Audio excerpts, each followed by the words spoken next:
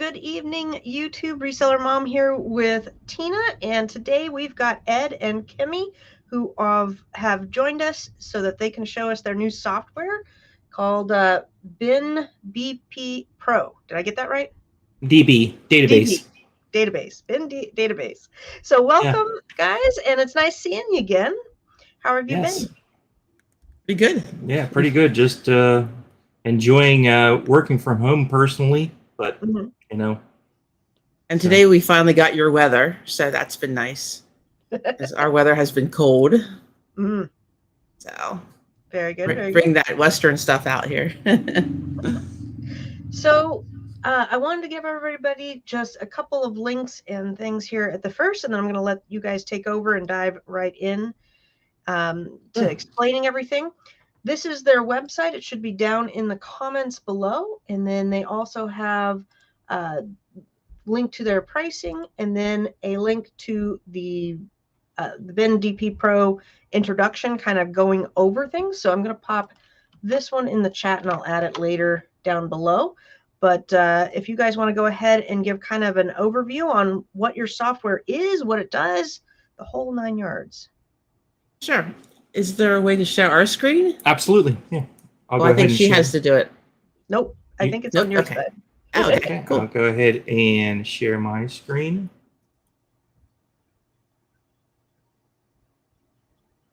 Select that one and click share. And we're now, nope, you're fine. There we go. I was just gonna. Ooh, that's a neat image. Yeah, that was neat, wasn't it? I'm gonna bring that back over here. All right. I'm gonna blow it up so that our faces disappear, but you should still hear us. So yes, that's fine.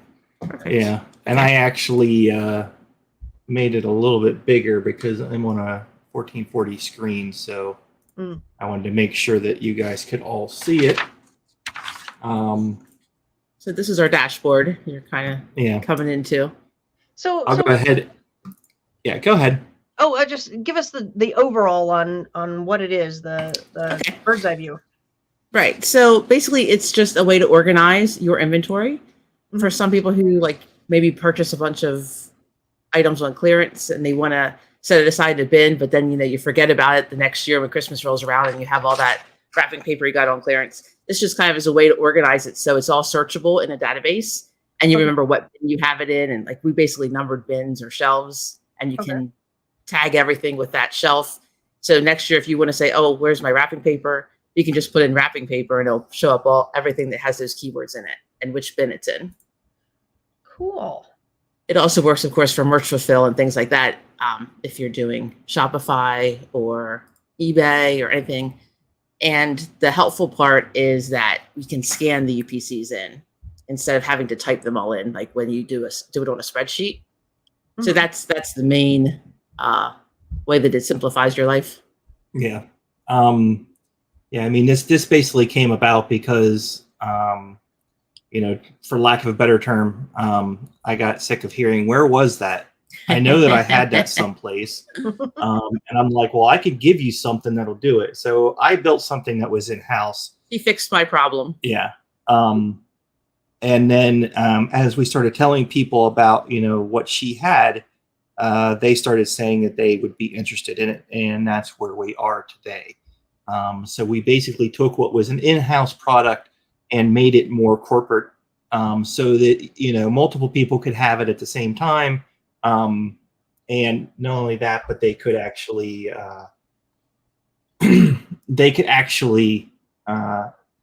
assign users to it so that they can have multiple users inside of their company, and they can actually know, well, somebody over here, let's say Tom's scanned a whole bunch of stuff in wrong, and now I need to go tell Tom that he did it all wrong. And we can point back to that, you know what I mean? Each user has their own login, and there's an item log that we can track everything. Right. And you can use this for your items for all platforms, eBay, Amazon. Right. Yeah. It's not linked to any platform. Like you could literally, if you wanted to organize your pantry, you could put your salt in here and say it's in the pantry. Like there's no limit, as far as that's concerned, to a marketplace. This is a hoarder's paradise. Right. Yes, Exactly. exactly. Organization for hoarders. It's funny that you say that. I almost called it death pile. Death Pile Destroyer, I think, or something like that. But had little negative connotations. Yeah, so we were like, switched over. we'll keep with the simple name. Because I buy things sometimes on clearance, say after Christmas, like you were talking about wrapping paper. Right. And if I am not really good or diligent about writing down what I paid for it on clearance, a lot of times I'm doing the guessing game. Well, I probably paid this for it, you know, when I finally put it out next year. Right. All right. Yeah. So I'll go ahead and sign in here real quick. Perfect. And this is just my test account, if you will. Of course, we're not going to be using live data. We can all understand why. But I don't know if you want to talk. Yeah, we did some samples in here just to kind of pull things up. If we start, what do we want to start with? I guess we're here at the dashboard. So that just gives you a total count of your bins, your items, and then how many users you have. And then the bottom there shows what our subscription levels are. So that way you can see how many you've used in a month. And the subscriptions go based on items. So if you had 5 of the same aspirin, that counts as one item, not 5 different items. Right.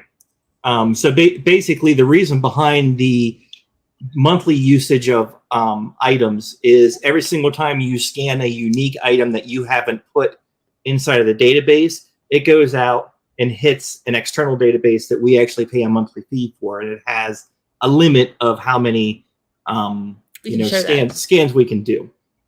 So if I do a new bin here, add a new item, and I can choose one of the bins that I've already created. These are ones that we've already created, or I can choose something totally different.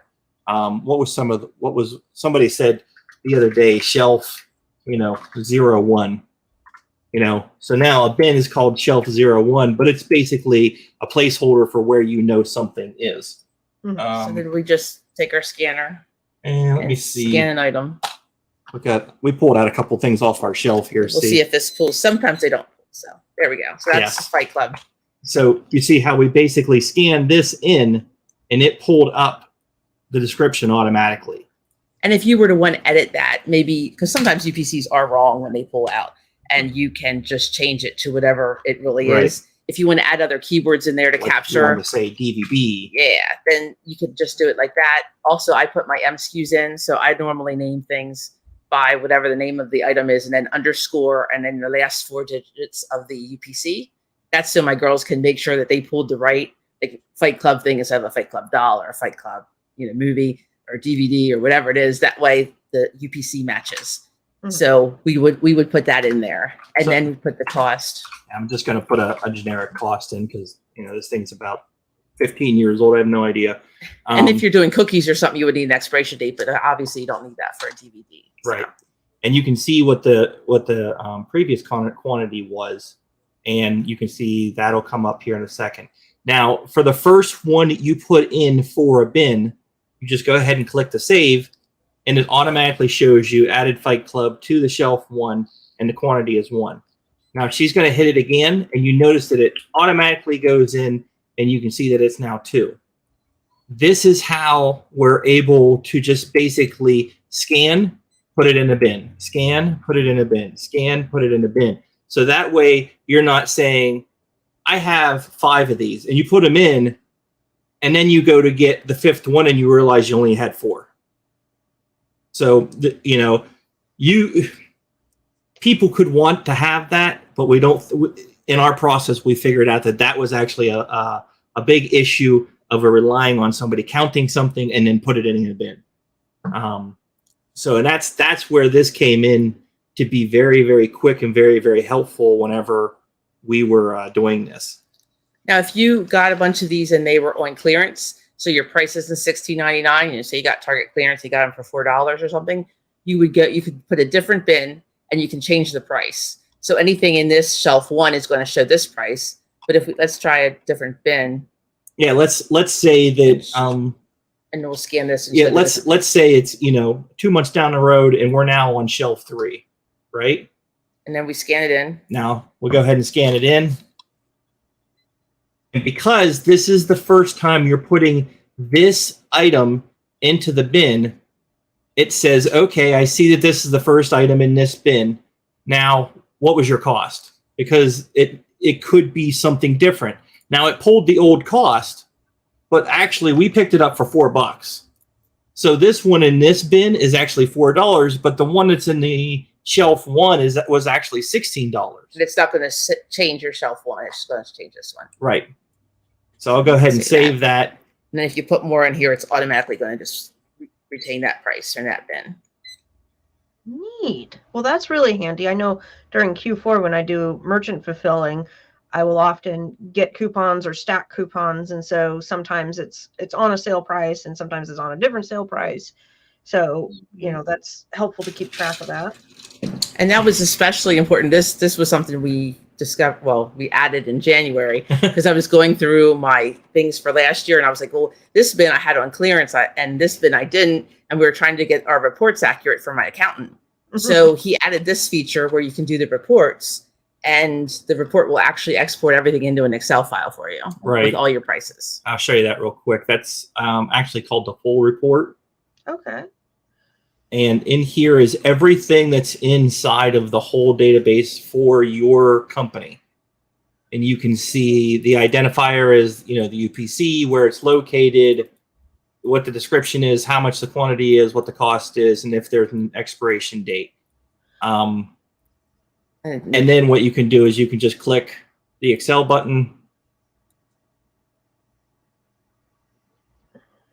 And it just exports it to Excel. So you can, send this off to whoever needs it. And, they can, not only have a list of information for your accountant, but let's say you have a fire and you lost everything. And your insurance company is like, well, how much did you lose? Well, you can pull this up and say, here it is. This is everything that was inside of there. Could you zoom in on that a little bit? Yes, sure. I want to see how it's going. Okay, yeah. So let me go ahead and go like that. Yeah. So it's shelf location, identifier, description, quantity, cost, expiration date, and when it was created. And basically, when it was created is whenever it was scanned into the bin. Okay, I gotta stop for a second and just share my story. I have both eBay and Amazon, right? And I do 95% Amazon FBA, so this is not, really applicable too much for that. But all my other crud, partials of things that I'm waiting to list, like Tina said, things that I've gotten on clearance and maybe holding for a little bit, and all my eBay items are in a Google Doc for my accountant right now. And every month I have to go through and adjust. And then we have to do inventory. And it's a pain in the butt. And so the time savings alone on this sounds magnificent. I hate doing inventory. I hate inventory. Absolutely. And the nice thing is too, if you're at Walmart and you're getting your clearance or whatever you're getting, you can just scan it into a tub and set it aside because you're not going to list it right away. You might get a pricing error or something if you list it right away because you want your price. So sometimes it just works to tuck it away, but this way you don't forget about what you tucked away. Yeah, I really like that because I do buy things on clearance that I hold for the next year for the holiday and throw it in my mom's storage unit. Mm-hmm. And and you could literally call it storage unit 1. Right. And you could also. It's like and as you scan it in and file them, but it's like but you also want to put the receipt in the bin so you don't get what you paid for it. Which is a good idea to begin with. I totally agree with you on that. But now you have it, possibly in two separate locations. And the other thing is when you're scanning it into the bin, you could actually put some kind of a keyword in there to capture that you could remember, tag it Christmas or something. So when Christmas, it's Q3 and you're like, oh, what's all of my Christmas stock? You can put Q3 or Q4 in there or something or Christmas, and it'll show you all those items that you tagged that way. I'm just still on the time saving because right now I'm looking to move to a warehouse next week and I want to go through all my eBay and kind of clear some out and, get it organized. Mm-hmm. But inventory for my eBay alone, about twice a year, I've got to go in and manually print out what eBay says I have. And then we have to go Sure. with what do I physically have? And then there's the CPA report. Does it match that? And get all three to line up. And That makes my head hurt. I know, it's a nightmare each time. And I've tried to make it simpler, but I haven't figured out how. And I tell you, if I'm paying people, because I have staff, and so if we spend 3 people, we'll say 3 hours getting inventory done, that's a lot of money spent. And then you have to do it again. eBay always has things that they disappear. I don't know what happens to them. But and that's one thing too, speaking of staff, because I have several staff members and some of them are older than others. So how to train a dragon means something totally different to one than it does to another. And they'll pick up a toy like that and they will call them completely different names if they were to just enter it into a spreadsheet. So this way it pulls that information from the UPC data. And I don't have to enter those keywords. They don't have to enter keywords. And if we're looking for something that's dragon related that we want to find, or maybe dragons all of a sudden get popular, 6 months down the road, you want to see what all dragon inventory you have. You could just put dragon in there and nobody had to enter all those keywords. It automatically came in. So yeah. Well, and we've been using that a lot, that feature. I have really hated the upkeep on a lot of spreadsheets because it's like a full-time job, just keeping spreadsheets. Right. And that was the thing, and that's of course how we started out. It was a spreadsheet. And then I was like, I love spreadsheets, but a spreadsheet is not a database. I come from a very strong IT background, especially, creating applications and understanding data and where things should be or shouldn't be. Not me. I'm Kimmy and Lucy is Ed. And so, she's like, well, I have it on a spreadsheet. And I was like, well, that's fine. I said, but it's not expandable. So we went to an Access database. And I'm like, it works. It is a database. And I'm like, I got to build you a web front end to this. And it's so much faster. Yeah, and it was so much faster than dealing with the Access database. But then I'm like, okay, well, it's on a database, and it's an Access file on the back end, and that could get corrupted or lost or whatever. So it's definitely it's a progression that needed to happen. You know what I mean? It's like you said, doing the time that you spend on dealing with multiple spreadsheets, and I have some over here and I have some back from 2020 over here and some from 2021 over here. All of it can just be in one spot. Just makes sense. And really it would work even for people who like to collect albums or just personal things. It doesn't even have to be for inventory, where you would just track like where I have all my albums of music and things like that. You could have them in tubs, and there's a lot of different ways it's functional. I didn't even think about that from that standpoint. I was already thinking, like, what if I have things that don't have a UPC? Like, for instance, we'll show you an example. Let's give you an example. So let's say I'm going to throw something in here, and let's say that you actually have something, because this actually happened to us a lot. We actually had things that came back from Amazon with the sticker, of course, over top of the UPC. You know what I mean? And you don't know what the UPC is. So what I ended up doing is I just ended up scanning the barcode from Amazon. So, let's say the barcode was ABC123, blah, blah, blah. Now, if I press tab, the UPC database is like, yeah, what are you talking about? I have no idea what that is. Well, you can say that, that was what? I don't know. It was a snap scanner. I'm looking at something that's on my desktop, and you had it listed up on Amazon for $23. You bought it for. Yeah, bought it for whatever. Yeah. So now you have this number, and now you have that went along with it. Of course, I clicked on it and it went away. Snap scanner. And let's say it was 23, and I click save. I really want to copy that. And click save. And if I add that one in again, it automatically adds it. Oh, I didn't press enter. Sorry. If you just press enter, it takes it in. There it went. So Yeah. let's say you had that barcode. Let's say you brought back 20 things from Amazon, and instead of throwing them in a corner and, because they don't have a real barcode on them, but they have something that you can go by, that old Amazon number, you can stick it in and say, now I have 4 of those that were brought back from Amazon, and you can put that in the description if you want to. So you could use that for your I'm sorry, I'm going to interrupt again. No, go ahead. But I'm really these questions about this. Okay, like I know a lot of people got caught with the toy compliance paperwork, right? Absolutely. And I got caught with it too.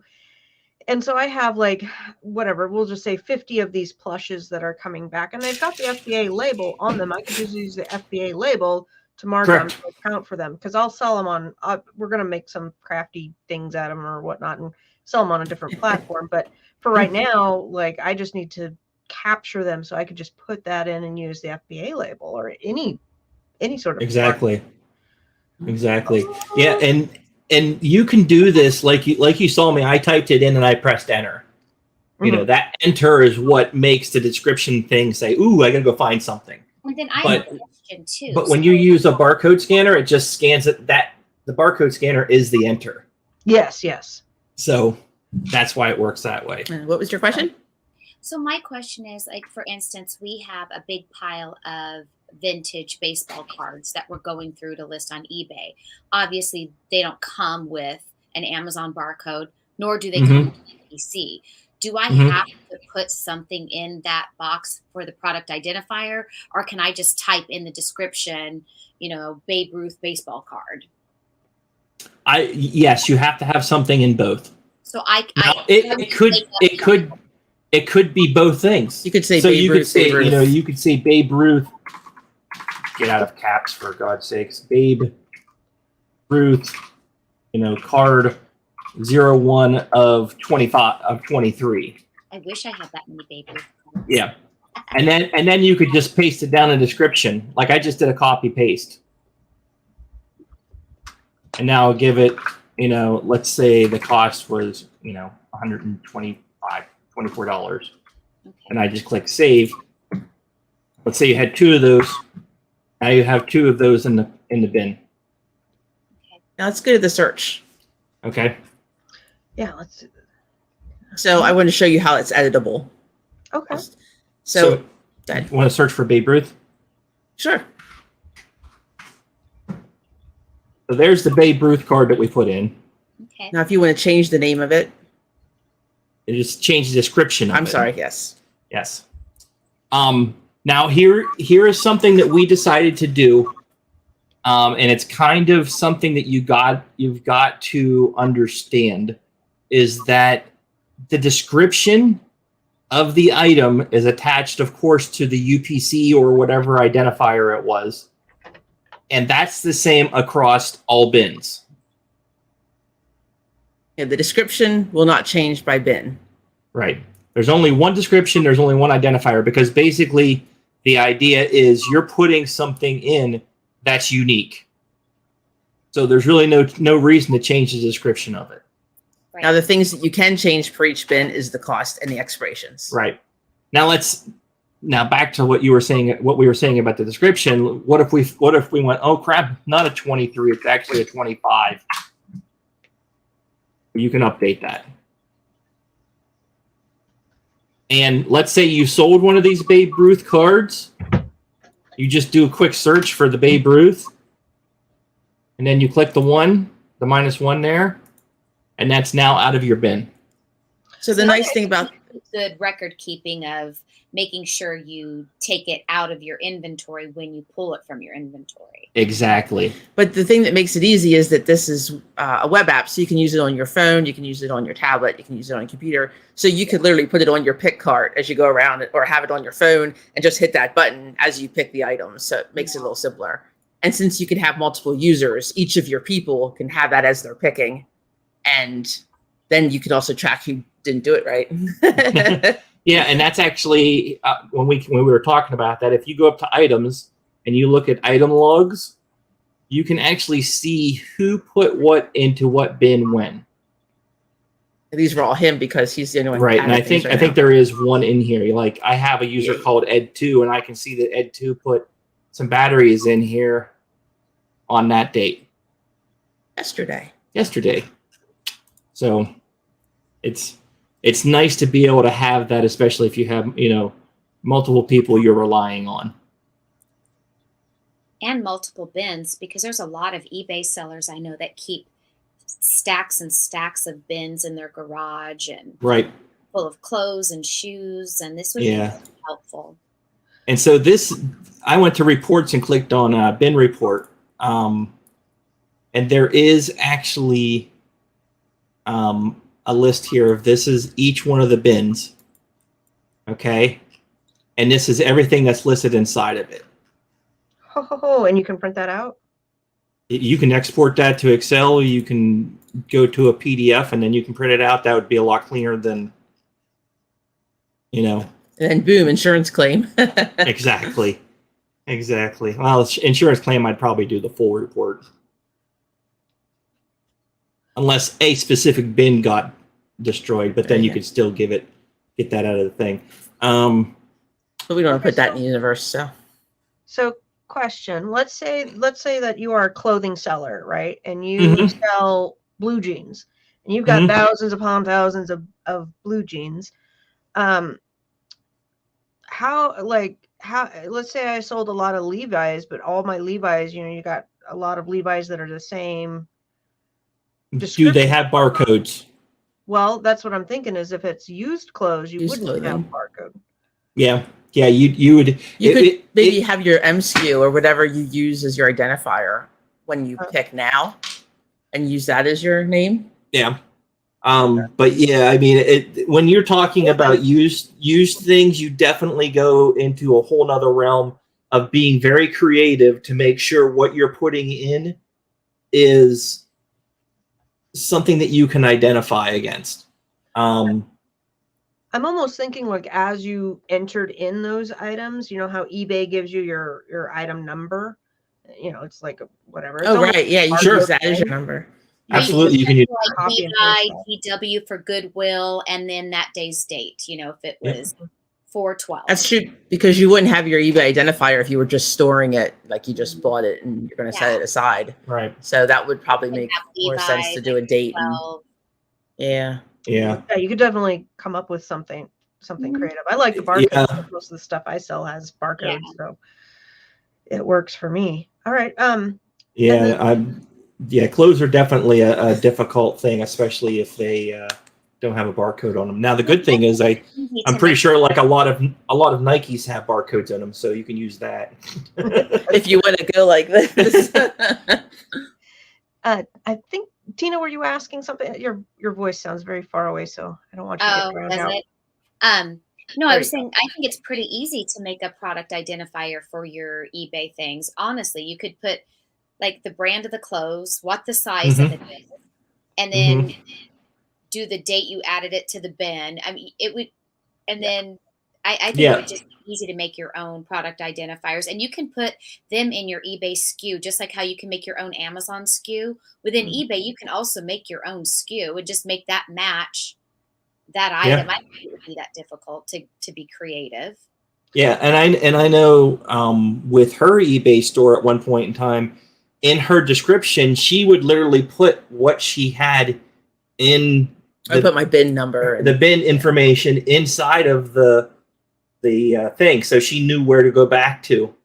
So she, you know what I mean?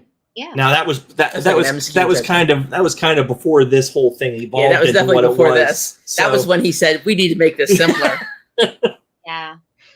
All right, now, quick devil's advocate, because I do have 3 people that work for me that sometimes have to go pull things, and the sale will come through and they can see the picture of it and they can see the item, but sometimes like they don't know what to call it. I mean, obviously when you're doing your own inventory, you kind of know how to spell things and what your items are, but what if you get an item and you don't know quite what it is, or like keyword? In order to go search for an item, when you're picking the item, what's like the easiest way to go and find that item, find out what bin it's in?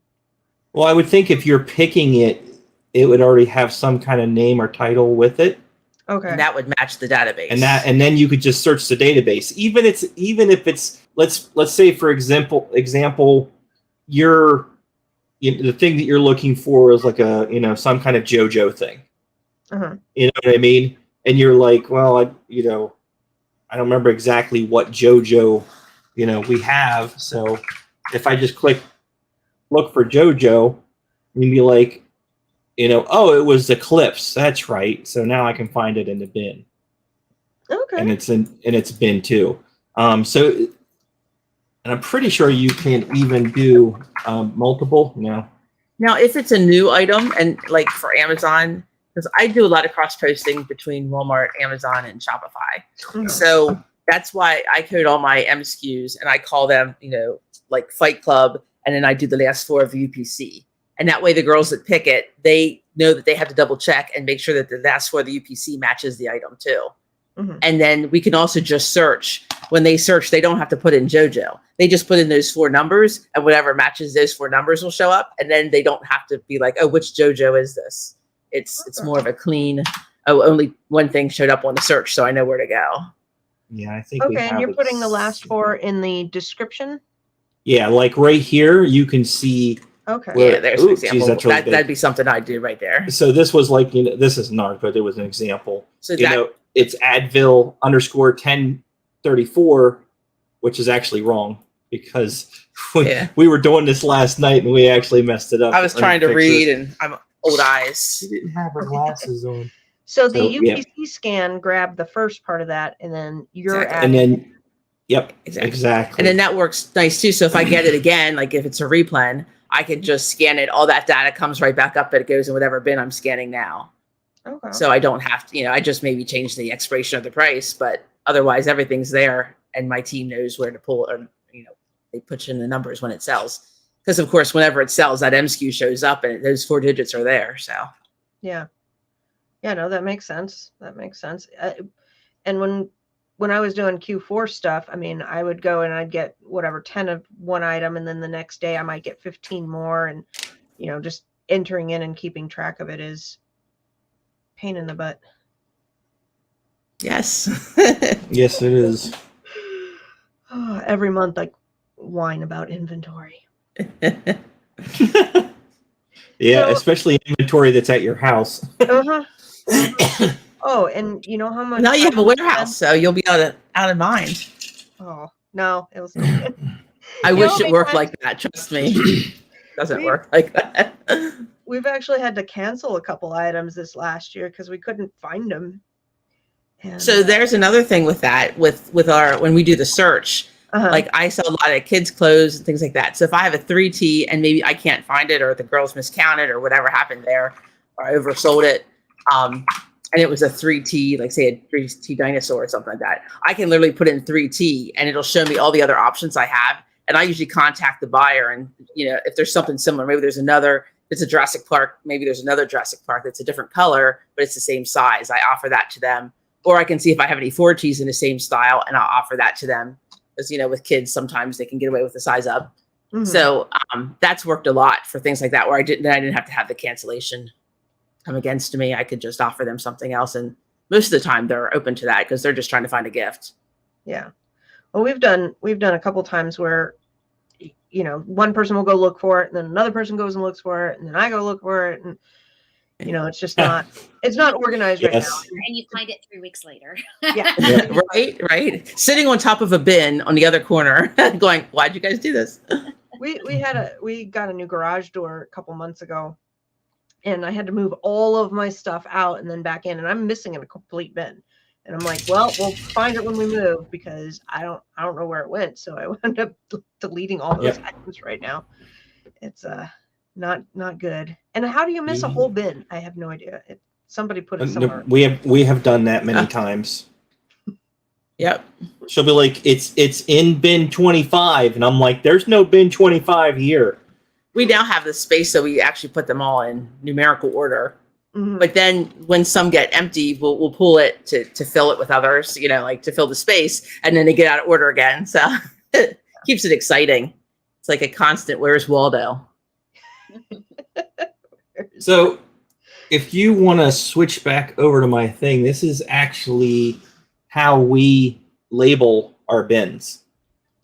So we actually have a barcode on the outside with the name of the bin, and then we can literally just scan the barcode whenever we're entering. So we don't even type in the barcode. I mean, type in the bin number. Now, what's your naming convention? That was Ed being creative. He called it a bin. I don't know why. I don't either. Nope. That was so long ago. Yeah, that we just continued with it. It was a bin. We just kept going. So yeah. Now we have a bin. Oh, I know what it was. Amazon bin, because I also had WM bins. So WM was my Walmart and Amazon. But then after that, I got cross-listing software, and it never mattered after that. Gotcha. Yep. Gotcha. I've seen a lot of creative bin naming things with eBay sellers out there, and me, I'd just be like bin 1, bin 2. Exactly. Yeah. Done that. Wrote it with a Sharpie on the outside. Pretty much. Now, how did you make the barcode? I'm just curious on that. Dymo. Yep. They have their own little. Oh, okay. I don't have it installed. They have their own software that comes with it. Yep. It's not the most intuitive thing, but give yourself an hour or two and you'll figure it out, and then you'll be like, oh yeah, okay. It's easy once it's there. Yeah, once it's there, you're just like, oh, I can just go ahead and rename this whatever I want now. I'll have to fiddle around with that. Yeah. So what is when we went to the dashboard, now that I know a little bit more, tell me what the dashboard entails here. We got the total cost is your total cost of goods? Yep. Wow. That is everything that's inside of your company's database. Oh my goodness. Because that's now this is this is the admin. I don't remember if the other users so see let me log in with because I know there's certain things the users don't see that the admin does see. I know they see it too. Says that too. Okay. Yeah. They don't have those upper things. Yeah, you notice that they don't have the user management up here. Okay. They do have the item logs, which we thought we didn't. They didn't, but they did. That's fine. I was looking over here. They can track things too and see what they exactly. And they can edit it. They have no, it's not editable. It's not editable. No. Exactly. She was in the same place I was. Yeah. As soon as I found a mistake, I'd be like, yeah, somebody else did that.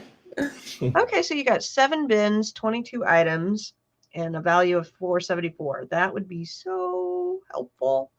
Right. And you literally have it like right away. Every day you look at it, see. Now on the bins, you could drop down and see which, like what's in the. Oh, okay. Hit the bins. That is all your specific bins. So if you decide that you're getting rid of one because you're going to, do something, you could just trash it right there. Yeah, you can trash the whole bin, and then you can. This was actually something that I came up with, and Kimmy doesn't like me for saying it, which is basically like I click this button, the bin's completely gone, and now you can completely re-inventory that whole bin. I don't. She didn't like it.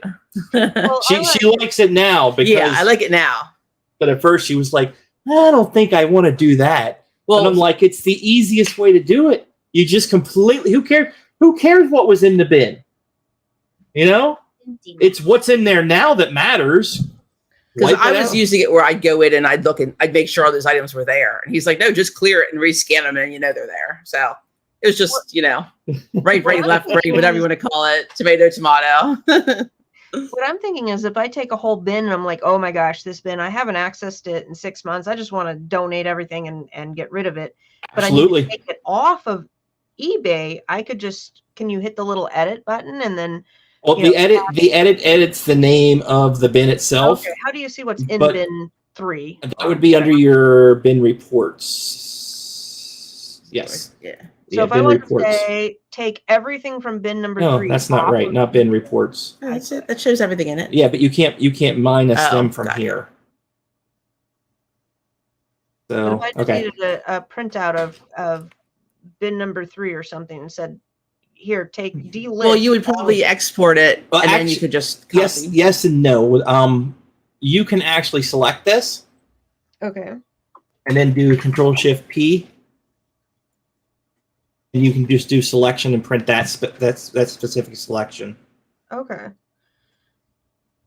Or, like she said, you could, export it to a PDF and then just print your specific page, but it's not going to have, that specific area.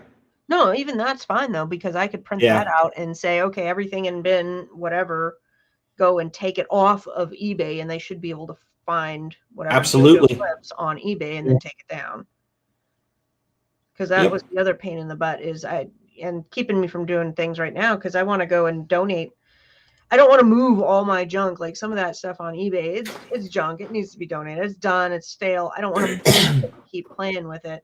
So I just need it to go away. I don't know anything about that. Never had you. Thing you found. I've had some weird sales though. I did have a sweater that I had for like over a year sell recently. Weird what the supply chain mess up puts in demand and not in demand. Well, the weird weather isn't helping either. Yeah. We donated all of our sweaters and we had another blizzard. I need some sweaters. They said spring was here. Is there anything else in the dashboard and stuff that we haven't covered? I'm trying to think. I don't. I mean, let's just go from left to right here. We've got the dashboard. We've got the quick search, and you can. This is where you go ahead and remove your items from the bins. So like you'll see that this Fight Club single is actually in 2 different bins. It's on shelf 1 and shelf 3, and I can remove it from whichever bin I want to remove it from. So so there's that. We've already talked about just adding a bin. This is good, like if you're going to have like 20 different bins and you just want to go ahead and just throw their names in automatic, so that you don't have to type them in next time. These are all your bins you have. We've talked about adding new items. And this is the view items. This is where you can go in and edit the costs on specific items in specific bins. So oh crap, 93 was actually $8.99. It wasn't $9.99. Just automatically change that. You can also, you don't have, and correct me if I'm wrong, hon, you don't have to put a price in. I believe so, yeah. So you can actually go in and filter your stuff that doesn't have prices. Yes. So let's say that you just have a whole bunch of stuff and you just want to throw in a bin. You don't care about the prices. I'll come back to that later. That, or maybe it was donated to you. I get that sometimes. Sure. They're like, here's 3 shirts that I don't want anymore. You're like, gee, great, thanks. Yeah. And then you're like, oh, look, it's a Metallica tour t-shirt. Yeah, thanks. I will take that. And then, of course, there's the item log that shows you who put what in. And you can see that my Ed 2 actually subtracted this one from the shelf. So you can see that not only does it record entries, but it also records any action that you're doing in the database. Huh. And then you got the bin report, which, pretty self-explanatory. This is something that we didn't go over, and I haven't actually had a chance to test this. I don't know if you have or not. Which is where we insert this is still in beta. Yes. But this is, how, so this goes into, you have a whole bunch of stuff in your bins, and you want to see what's been, what's good for the next 30 days or whatever. You can literally click from and to and do a filter, and it'll show you what's good in that date time. Which is good if you're trying to pull stuff that you are afraid it's about to expire. Exactly. And you don't accidentally sell it and now it's expired. So that's helpful. Or you can go 1 month before that and say, these are on sale. These are on sale. Yeah. So yeah, this was a really big one, and I can't wait for us to actually start using this, because there's been a lot of times where, hey, look, we've got a bunch of free stuff at our house that we get to eat. So I mean, it's horrible. I'll do what I can, but We have and then a you have food pantry nearby that gets some weird items every once in a while. I got Well, and that's the one thing nice too, because now we can see when it's expiring and we can give it to them the week before if we need to, because ours won't take it if it's post expired. I was trying to get marshmallows for something, and I kept getting Target OA, and Target kept sending me stuff that's like expiring in the end of May, end of June. Well, I first asked the staff, do you want marshmallows? Well, we got up to like 12 bags of marshmallows here. Everybody's like, no, we don't want any more no more marshmallows. Yeah. But I just don't have the heart to throw it away. So we put it in the, I put things like that in the food. It's just time Speaking of Target, my chance to vent, I received some things today. That one was expired October of last year. The other one was expired February of this year. I'm like, I don't know what they're thinking over there. Well, they're just like, just push them off to them. They're not even going to look at them. Okay. Yeah. Well, and you do the return, and they're like, just keep the item. And you're like, okay. It's like, Right. yay. One thing of marshmallow is good. 12, 15. Well, that's a lot of a lot of s'mores. Yeah, we thought about doing lots of Rice Krispie treats, but kind of everybody is watching their weight and not. We didn't think 8 pans of Rice Krispie treats was just going to be right. Yeah, she'll bring home 4 things of cookies, and I'm just like, really? Yes, I'll eat them. It's a tough life. Oh, I'll do my best. When I used to do couponing, you'd get free items, and at some point, my husband's like, "We don't need any more free toothpaste." Like, we don't. Those little samplers. Yeah. Get those all day long. Yep. Well, this sounds really, really fun. I think I'm gonna probably switch to this, because I've got to get inventory done. That's on my docket to do in the next 5 days. Is there any tips you can give me for starting off with your program? Like, if you like, now that you've done it yourself, like, I wish I would have done it this way, because there's nothing like creating a naming database or something than having that thought and going, oh shoot, I should have done it this way. What I think if you're scanning most of your things, it should be easy. I mean, basically with the things we've already talked about. The one tip I can give you is when you're naming your bins, try to figure out some kind of naming convention that works for you. But also, if you're going to put numbers on them, make sure you leave enough room. Like you notice, this one here says bin 034. Well, that means I got the chance to have 999 bins under the bin naming convention. And that way, it actually, if you do the 034 versus just doing like bin 1, bin 2, bin 3, bin 4, bin 5, sorting algorithms for computers don't understand that shelf 1 is higher than shelf 22 or something like that. I can't really explain it, but if you do the 0 and then a number, it helps it understand where to put it. Oh, that's a very good tip. Yeah, because I was just going to do bin 1, so I'll do bin like 001. Exactly. And then it looks really nice on the shelves too, because they all have the same amount of numbers. OCD a little bit. Well, and I do agree. Like I understand the reason for bins and shelves, because I have like some fine china and things that are not going to be randomly put into bins, and so they're in a different spot. And I have CDs. I had somebody on the channel, and for the love of Pete, I can't remember his name right now, but anyhow, he was talking about how he buys lots of used or new CDs and then lists them out on Amazon or on eBay. And I was like, well, I'll try that out. And keeping them organized and finding them, it's like, oh my gosh, I've got 3 boxes of CDs, and I have to kind of start and go through each one every time I want to find the one that sold. Right. And then, they're in a separate area, so I could just have it like CD 001 and keep track of those guys. Yep. And then completely hurt yourself trying to pull that bin down. Yeah. You keep it on a low rack. Yeah, that's like That's the other tip. Heavy stuff on the bottom. Mm-hmm. You know where they are. The heavy ones you want below the plushies. Oh yeah. I know the one thing I'll never try again is records. It Yeah. was great, you know, going through all those old records, but I will never again.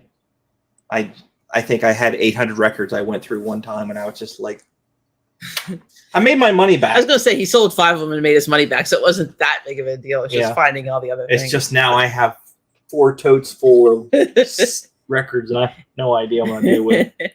Just keep on moving them around every single time. Yeah. No, this your software definitely has a lot of different applications. I can see my husband and son do Magic the Gathering, and they collect cards. You know, it's like Pokemon Sure. or whatnot. It's a card game. Yeah.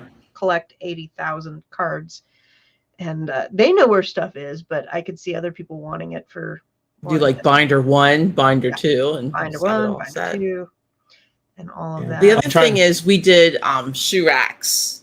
Like we did the rolling racks with our merchant fulfilled shoes. Okay. And that we didn't worry about the length of the shelf name or whatever, because we didn't actually use barcodes. We just tagged the shelf and called it, you know, shoe rack 1, and then did it that way for those.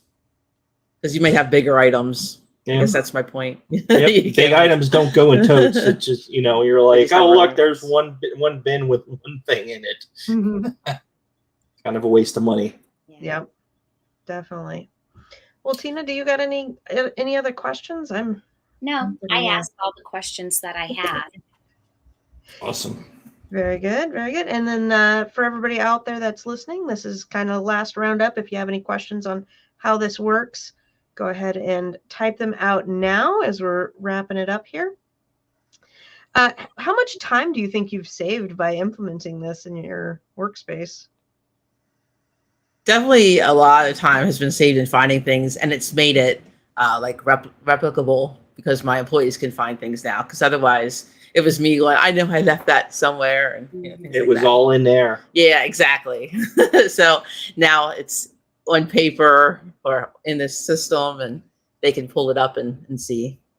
Do you use it for supplies? That's one of the things that I want to get a handle on when I move to a warehouse. Like, it's constant that it's, oh, I just used the last bag. Oh, we're out of tape. Oh, we're out of this.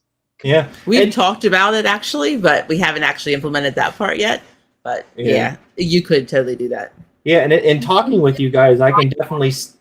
I'm sorry, what was that? Instead of calling it shelf 1, you could just make literally one of them called supplies, and all supplies go in that bin. Right.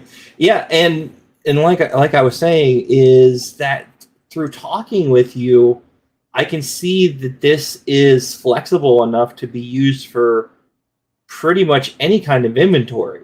And I keep going back to, you know, the horrible disaster of, let's say there was a fire or there was a huge flood. Well, you know, all those supplies you bought are now gone also.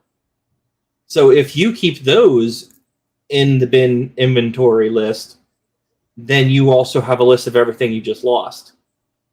Now, the problem comes when you run out of something. You got to make sure you take it out of the bin inventory. You know, and are you going to do that with supplies? You know, oh, somebody used the last bottle of bleach. Well, you just assign somebody to check the inventory. That's once true. a week, Yeah, and they can update everything. Yeah, do like a weekly update.